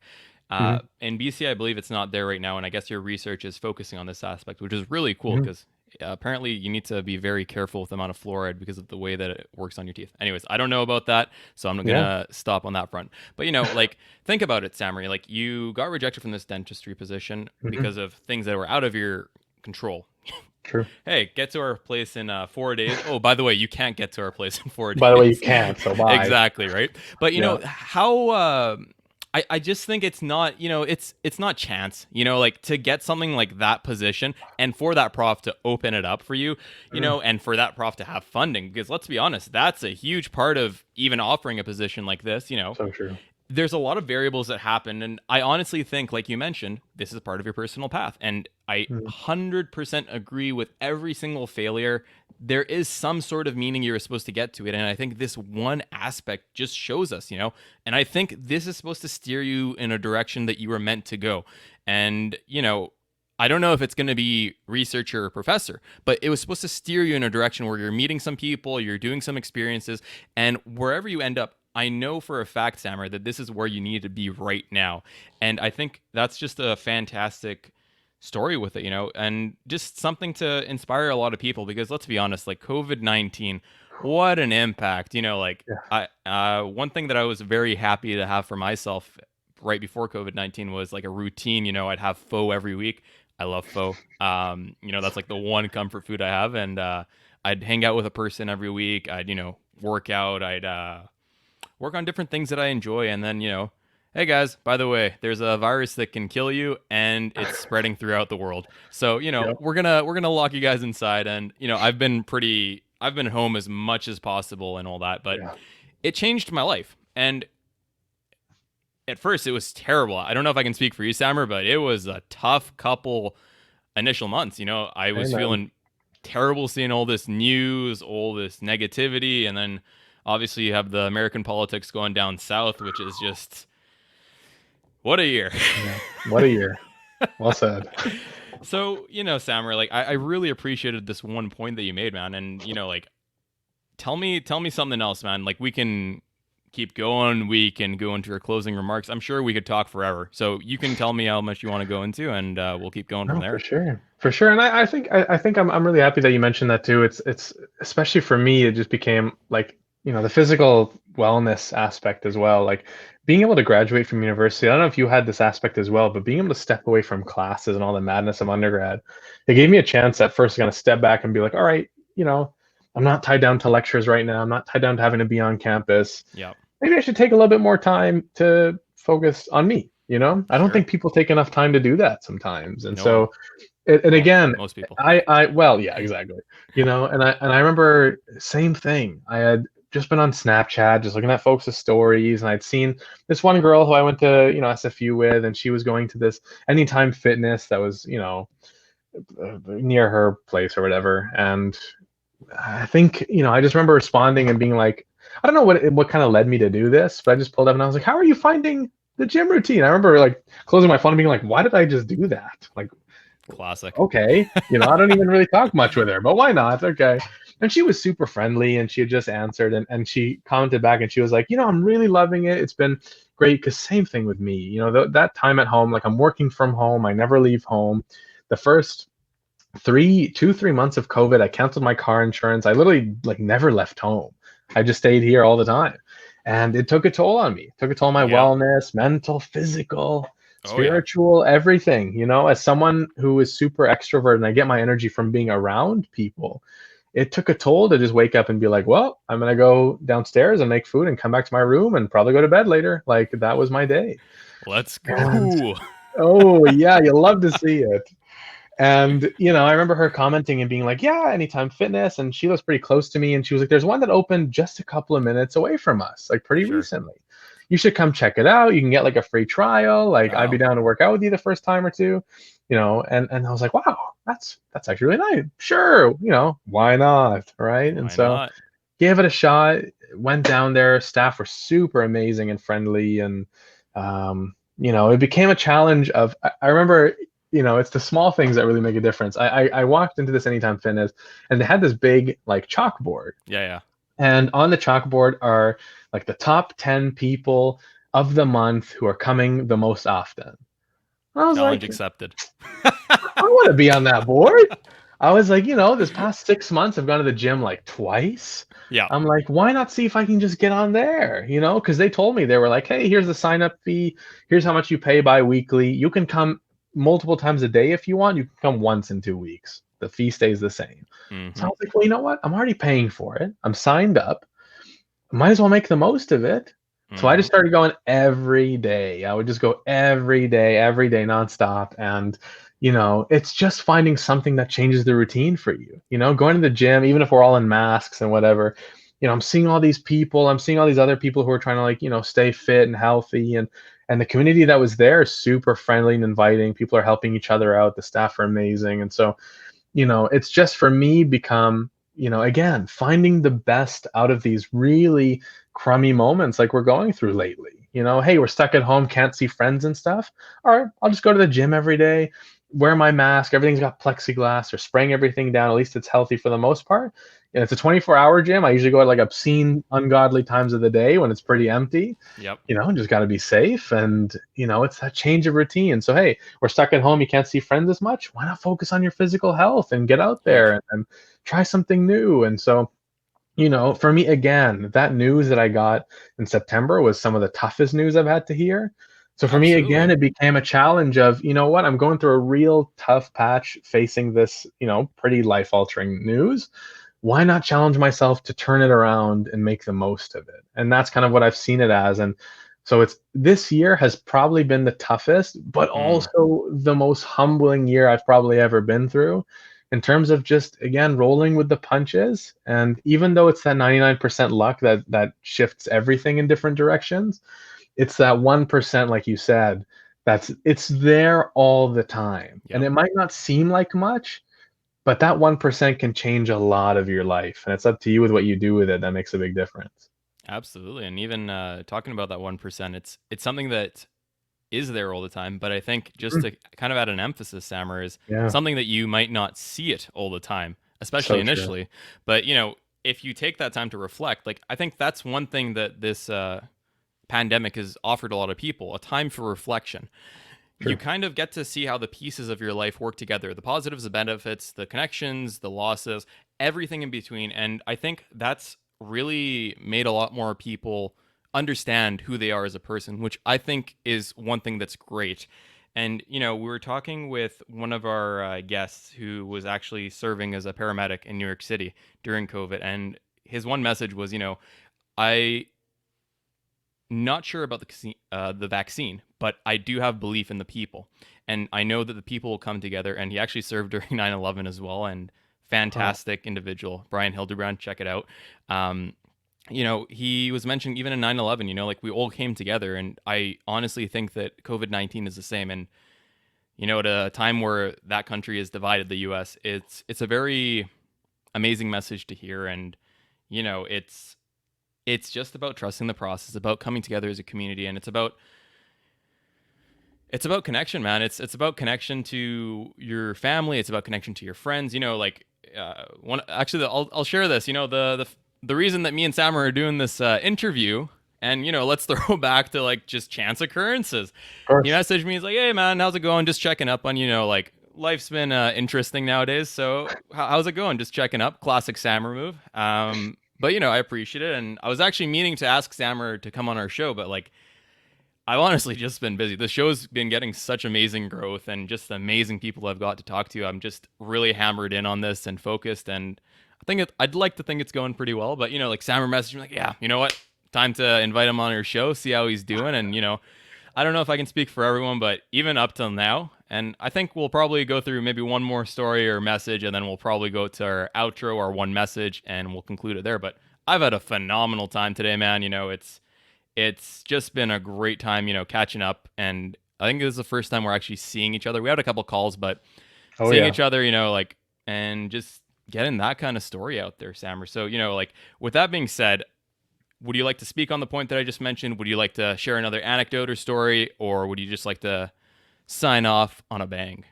No, I mean, I'm happy to at least touch on the point that you just made, because I think that's so true. And it's something important to touch on is, I think people are always kind of talking about, the thing I keep hearing lately is, "Oh man, like we're never going to go back to normal. We're never going to go back to life as it was."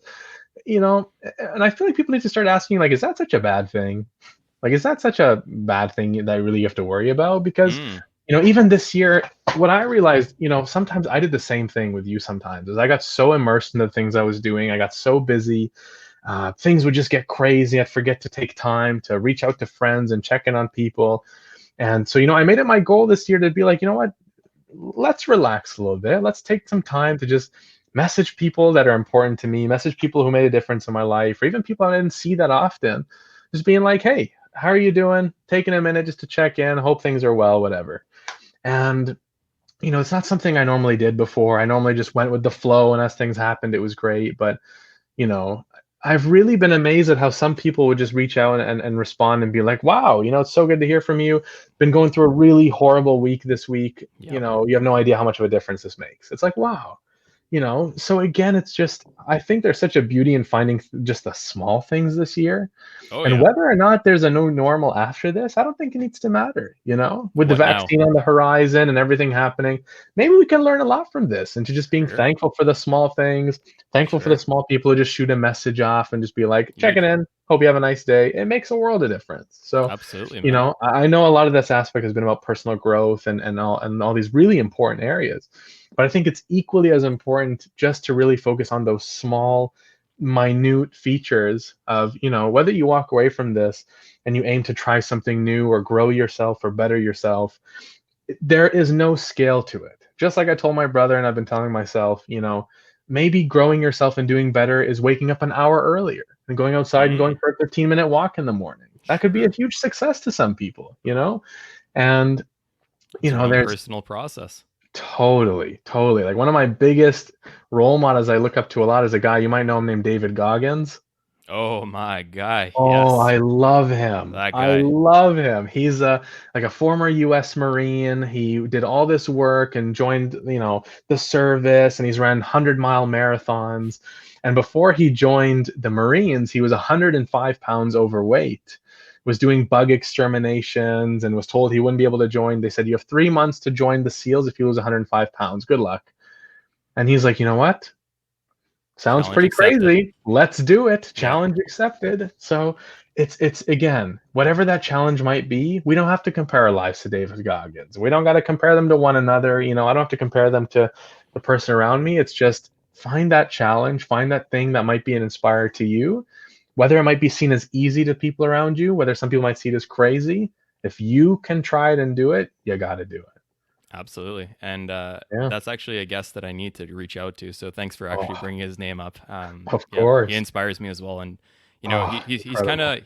kind of like the person that you'd think of talking about like embrace challenge. Cause like, I think Joe Rogan was talking about this with regards to them too. He was mentioning that like there was a wildfire in like California or something, and then like David was mentioning that I'm just gonna go, man. Like I got to do it. I got to do something like just that challenges me and pushes me out of my comfort zone.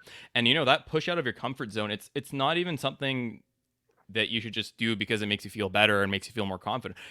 I don't know if you can agree with this, Sammer, but it just makes you feel so much present. It makes you feel like you're in flow. It just it's an experience, man. And I think by David Goggins saying that, I think the further comment was that, he feels sharp. You feel sharp when you're in those situations. And I think that's a fantastic comment. Now, the other thing that I wanted to mention is, you were mentioning that you got to reach out to people and all that kind of stuff. And, that's something that I'm a huge fan of. And I'd like to give a shout out to SFU's, finest welcome day speaker. There's a lot of amazing speaker, but I think you know where I'm going with this already. Our man, Blake Fly, he comes through, gives a fantastic speech every year. And the way that he closes it off was very fantastic. He calls a person on his contact list, and luckily for my year, that person was actually available. And it's like, hey, I just wanted to say I appreciate you. Thank you so much for being in my life and all that. And that's actually something that I've taken in my own life and I've done. And not only has it connected me with so many amazing friends, but it's done a lot. And I think that connects back to what you're saying. Just check in on people, genuinely be concerned about them. Some of them will think that you are going through something yourself. It's like, oh, is everything okay? But, just reassure them that, nope, I'm okay. I'm chill. But, I just wanted to make sure that you are. We haven't talked in a minute and just want to call in and see how you're doing. So, Simon, like, man, I swear if we're going to talk, we're going to have a 5-hour episode. And I think our record right now is 3 hours, 40 minutes, believe it or not. Great episode. Amazing. But I think on that note, Sammer, is there anything you want to talk about on this point before we give your closing remarks and your social media handle? I think we nailed the gist of it. I think it's so important just to, without overcomplicating it, like, again, just like we'll hear so many crazy stories and we'll see all these things happening around us. And I think sometimes we just forget to live in the moment. I think sometimes we forget to just step back for a second and just do the basics. It sounds so obvious, just, hey, send a message to people that you care about. But, you don't really need sometimes you don't really need, like, let's say, a podcast to tell you this, but we forget about this sometimes. We We do. forget about the basics, and hey, make sure your mom's doing all right. Check in to see how they're doing today. Send a message to someone you care about. Look in the mirror, tell yourself enough. This isn't something that's new to people, but we miss it so much when we're focusing. I'm sure a lot of people who are listening, or people who are thinking about these sorts of things, are people with huge aspirations. Yep. But it's the things in between, that make the most difference. It's almost like if you were to look at like a ruler, right? Like you've got all these huge incremental changes, but those aren't the ones that we look at the most often. We look at those small, minute ones and the difference, and those are the most useful, right? Because Absolutely. those are the ones that we really need to focus on. And we might not think that they make a big difference, but without those small incremental changes, you wouldn't be getting anywhere. And people skip over those all the time, but they make a world of difference, right? Absolutely. And Samar, I'd like to kind of use a metaphor to kind of explain the initial part of what you were mentioning, that people don't take the Sure. time to message these things or even think about them. I think in Mhm. life, a lot of people are a hamster on a hamster wheel, right? And a hamster wheel, Sure. there's like a closed circular half circle with one side open and the other side closed. And, let's say we're all hamsters and we're running on a wheel, we're going through our own path. And, Mm. I won't say that we stay at the same place, similar like that metaphor, but, we do go forward, but it's in a very directional approach and we kind of get tunnel vision. Now, Sure. I think by, just taking that time to reflect and message people, we are effectively stepping away from that semicircle and onto, that what is it? Is it sand or is it some sort of wood?